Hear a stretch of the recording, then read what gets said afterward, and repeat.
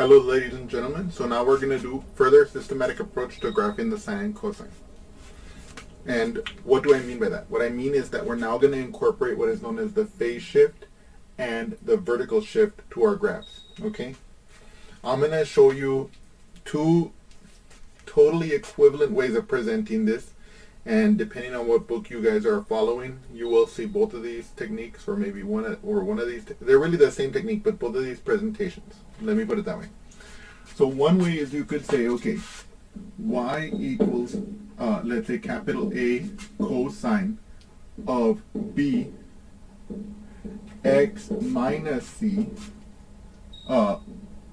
plus d, or y equals to A cosine of b x minus c plus d. Now, if you get it presented it like this, okay, then your amplitude is still going to be the absolute value of A, okay? Your period is still going to be 2 pi over the absolute value of B, okay? But the key thing that's going to change is this. What is this x minus c? This will mean that the graph is shifted c units right if the c is positive, right? In other words, if you have, like, let's say y equals cosine of x minus pi over 2, right? That would mean that this is the cosine graph shifted pi over 2 to the right. And that's why I'm saying that if c is positive, because if you have x minus a positive c, that's just x minus c, right? Okay, and of course it's shifted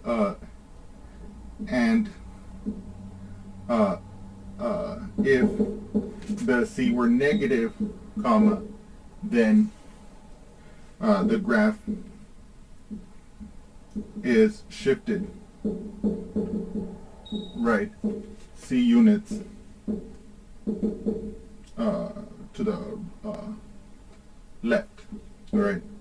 So in other words, if you have y equals to 2 sine whatever x plus, let's say, pi, that will mean the graph has been shifted pi units to the left. Okay. Okay. Now, so when we're actually graphing examples, and we're going to do a few examples right now in a moment, so don't think like I'm going to leave you guys without an example. But in a few moments when we see the example, we're going to see that this thing is going to tell us where our starting point is going to be. So we remembered that when we were graphing the cosine and the sine using the systematic technique, we were saying that the starting point is going to be 0.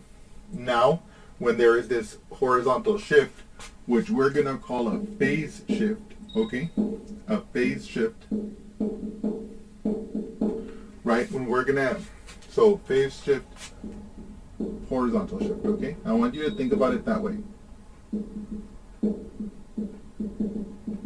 Okay, it's just a fancy word, okay?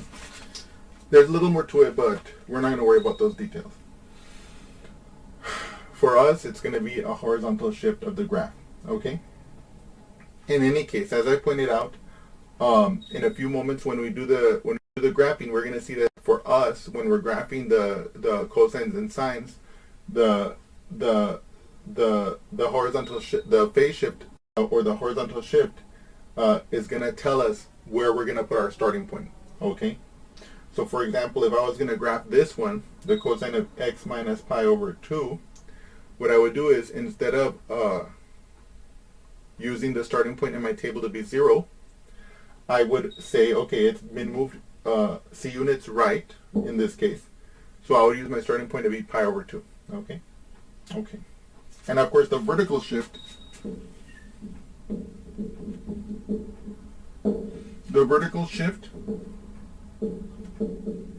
is up d units if d is positive, down d units if d is negative.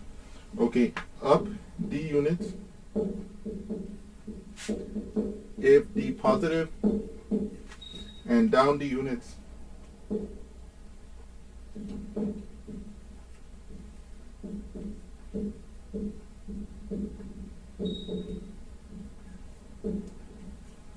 Now another way you might see this presented in textbooks is you might say y equals a cosine bx plus c plus d, or alternatively y equals to a sine bx plus c plus d, right? You might see it like this, okay? In which case, they're going to say that it shifts left by c over b if c is positive, okay?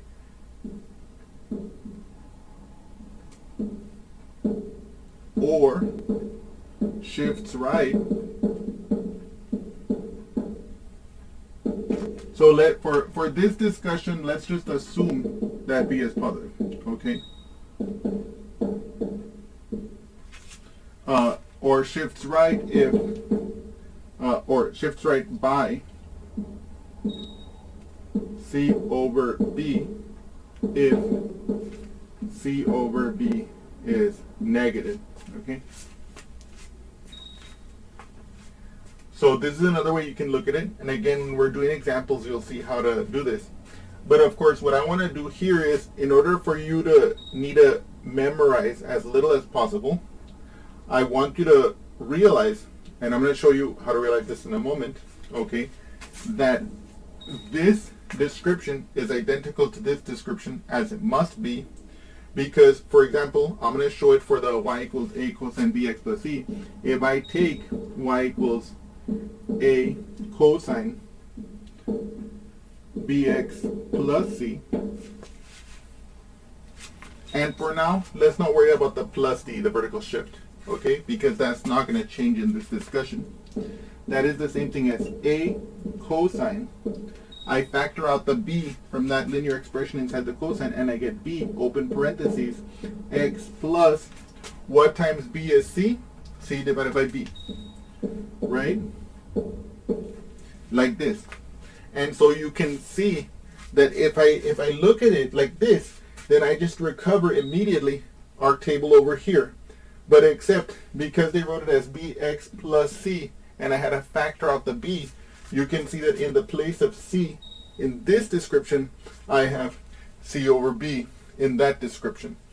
Everything else holds the same.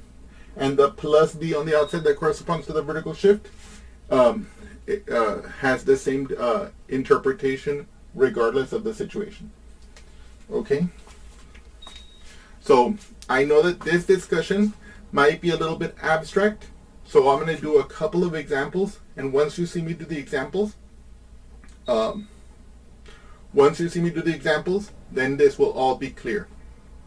Thank you. You're still there? You're watching this video? Well, I hope you enjoyed it. In any case, if you did enjoy it, well, I encourage you to like it. Put that big thumbs up there. And don't hesitate, and don't forget to subscribe to my channel.